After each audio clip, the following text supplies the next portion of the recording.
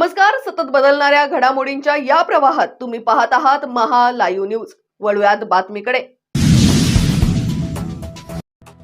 बिलोली तालुक्यातील बामणी बुद्रुक येथील वीरशैव लिंगायत समाजाचे तरुण युवक गोविंद घाळप्पा बिरकुरे यांना रविवार दिनांक 14 डिसेंबर रोजी महाराष्ट्र शासन मान्यताप्राप्त व भारत सरकार सूक्ष्म लघु एवं मध्यम उद्यम मंत्रालय विभागाच्या वतीने नोंदणीकृत असलेल्या टॅलेंट कट्टा महाराष्ट्राचे संस्थापक अध्यक्ष डॉक्टर दीपक दादाराव जाधव यांच्या वतीने राज्यस्तरीय सह्याद्री रत्न पुरस्कार देऊन गौरवण्यात आले.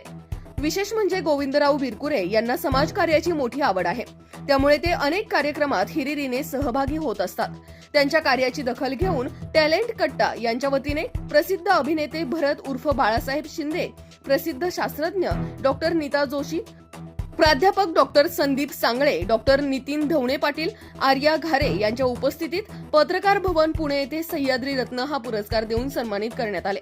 गोविंदराव बिरकुरे यांना मिळालेल्या या पुरस्काराबद्दल त्यांच्यावर सर्व स्तरातून अभिनंदनाचा वर्षाव केला जात आहे.